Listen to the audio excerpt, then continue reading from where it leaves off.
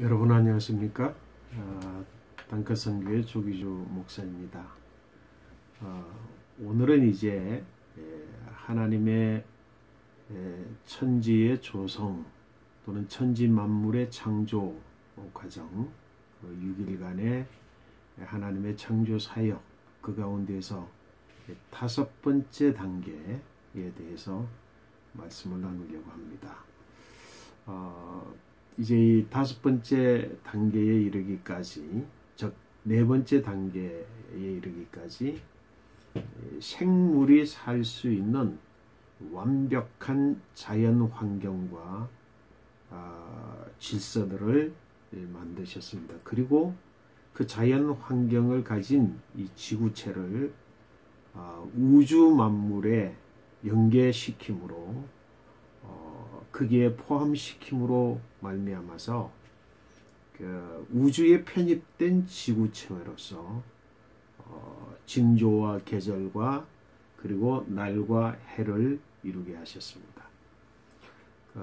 이는 이제 앞으로 두게 될 그 생명체들이 순환 원리, 생성되어지고 그리고 성장하고 그리고 소멸되어지는 이 순환 원리, 모든 생물은 영원히 그 생명을 계속 이어갈 수 있는 것이 아니라 한 주기, 인생은 인생의 주기, 또 각양의 동물은 동물의 주기, 심지어는 식물도 식물의 주기까지를 이제 생성해서 성장하고 그리고 소멸되어지는 과정, 그 가운데에서 이제 하나님께서는 특별히 오늘 번성하라, 다섯 번째 단계에서 번성하게 하는 생물의 창조에는 번성하게라고 하는 단어가 거기에 함께 포함되어져서 이 번성의 과정을 통해서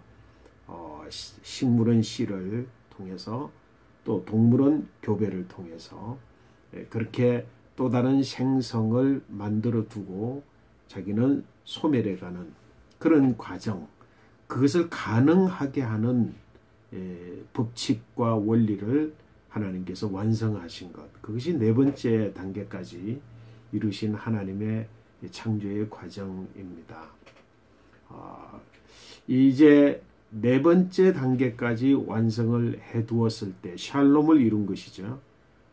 완벽하게 창세기 1장 2절 말씀, 땅이 혼돈하고 공허하며 흑암이 깊음 위에 있더라 라고 하는 문제가 이제는 완전히 해결되어졌습니다.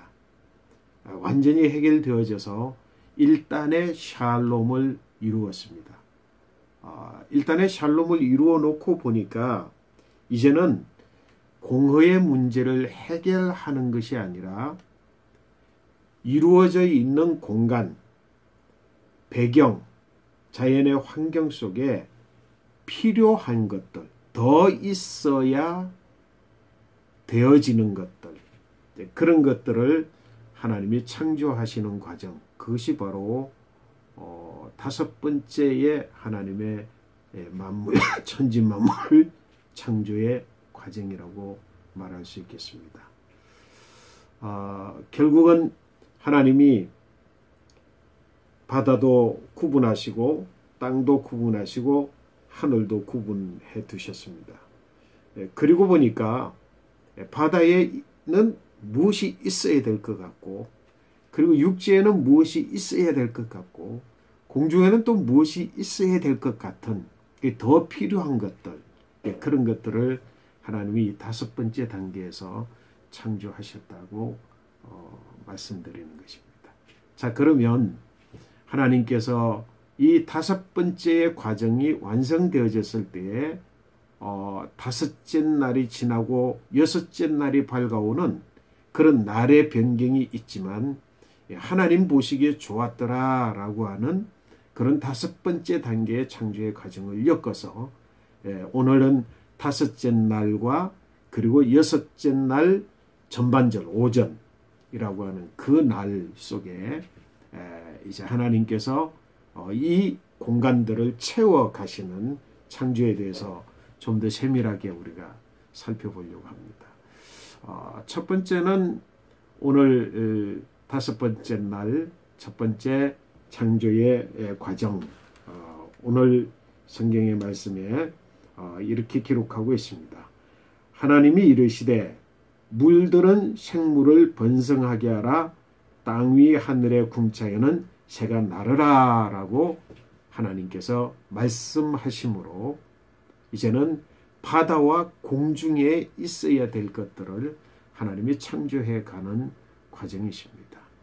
오늘도 이 말씀을 저는 마소라 이전 히브리어 원전 본문의 말씀에 더 가까이 가서 본문의 말씀을 다시 배열하자고 한다면 우리가 읽어내고 있는 성경의 말씀과 조금 뉘앙스가 다른 말씀으로 읽어낼 수 있겠습니다. 그 말씀이 뭐냐면 물들은 분명히 물은이 아니라 물들은 그랬습니다. 생물을 그 종류대로 내라 이렇게 말씀을 했습니다. 그런데 물들은 생물을 번성하게 하라. 번성한 생물들을 나게 하라. 그리고 땅 위 궁창에는 새들을 날게 하라. 이렇게 말씀하신 것입니다. 자, 오늘 보니까 성경의 본문의 말씀을 보면 물들은 생물을 번성하게 하라. 땅의 하늘의 궁창에는 새가 나르라 라고 말씀을 한 것이 하나님께서 땅에게 식물을 내라. 광명체에게 이제 햇빛을 빛을 땅에 비추어라.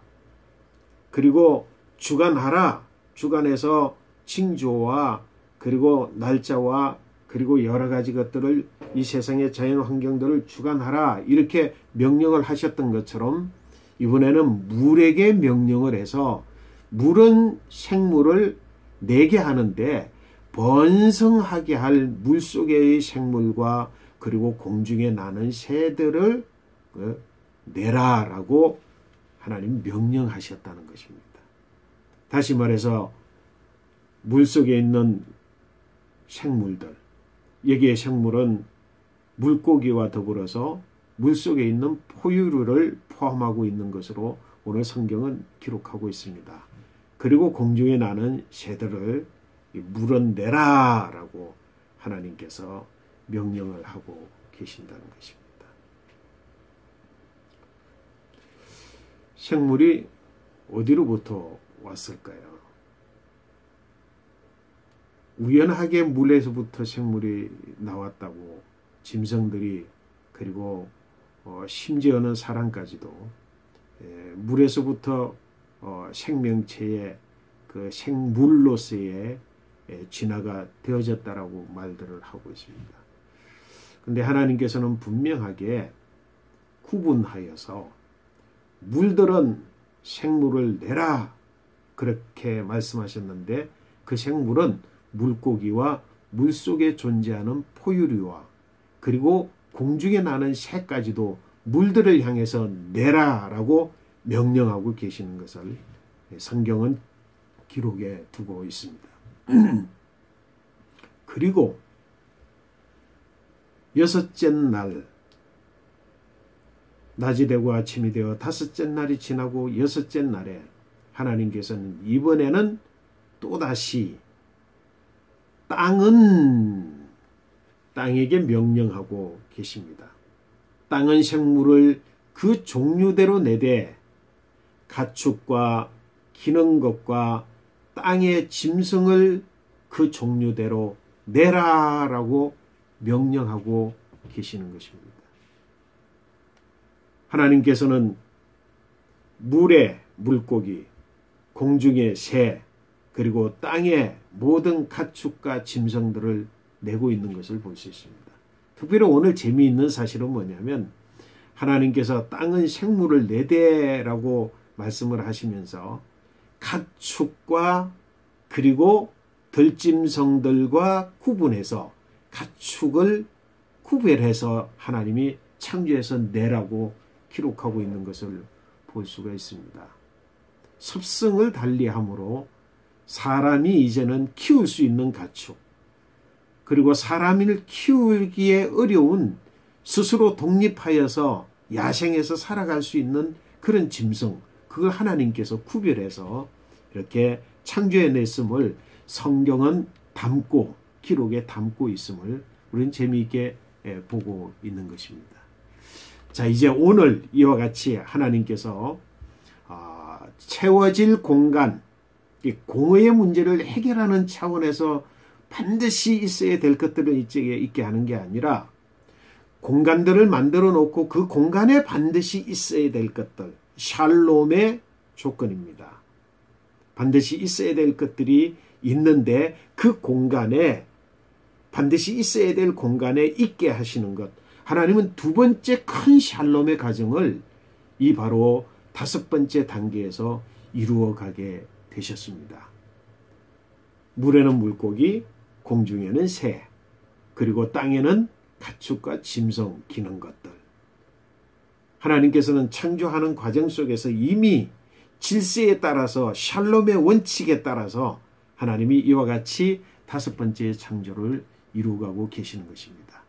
오늘은 여기까지 말씀을 드리고 다음번에는 그러면 다섯 번째의 창조의 과정 속에서 일어나는 하나님의 명령, 무엇을 내라 라고 하는 말씀에 대한 좀 더 심도 깊은 이야기를 다음번에 이제 함께 나누도록 하겠습니다. 오늘도 좋은 날 되십시오.